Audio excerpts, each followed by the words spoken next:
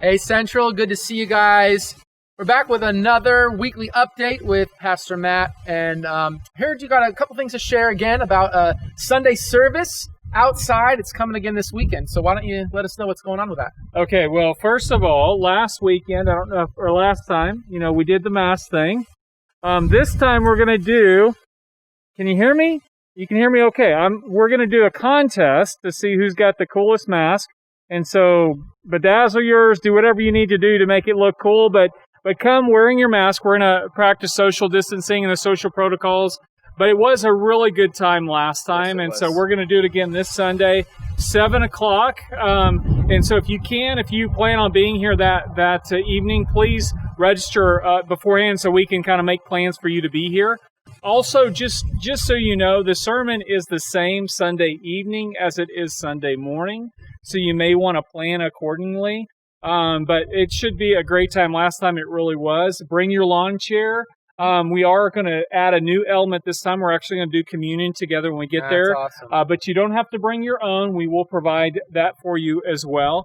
And so, again, it should be a great time of fellowship, of singing some songs together and hearing the word and just being together as a body here at Central. So that's great. I know my family and we really enjoyed it. Just something about coming to the campus and still being united with our body, just serving Jesus. It was really, really a great thing to have happen.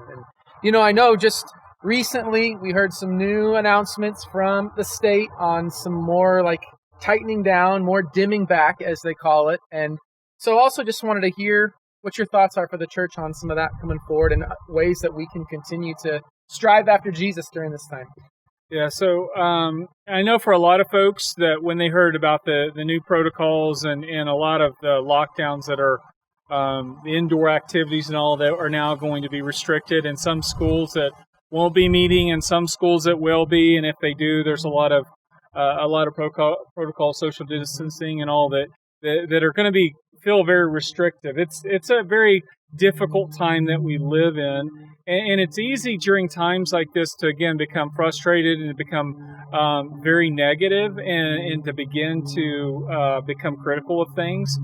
But it's a season, and we know like every season there are going to be times that we go through things that we wouldn't have chosen to go through, but somehow in some way we'll find this out, not this weekend, but in a couple of weeks, that God is working, can even work those things together for good in our lives when we allow Him to do that, and we allow Him to teach us the lessons that He needs to through it. I would say right now, for families, pray for our teachers, pray for our administrators, pray for first responders, pray for families that are hurting right now. A lot of them, when the prospect of being locked down for a longer period of time, there's a lot of hurt that's there, and so we need to be praying for families. Look for opportunities to serve your neighbors when you see them. If you have elderly neighbors, ask if you can go get groceries for them. Look for practical ways to serve them.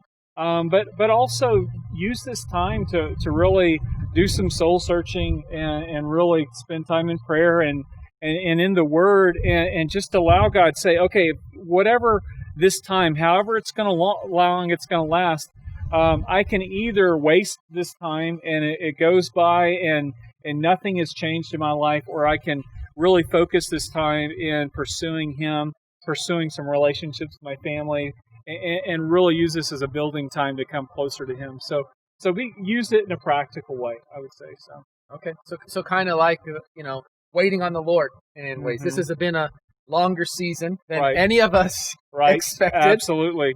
And I find that a lot of times we can be kind of like straddling the fence with one foot here and another foot there, waiting for the next thing. And what I hear you saying, and I think it's a great word of encouragement, is just wait on the Lord. And that doesn't mean we don't do anything, but while we're waiting for this season to end, we're praying for our neighbors, for our teachers. We're looking for ways to serve others and to continue to be just the hands and feet of Jesus. Right, absolutely.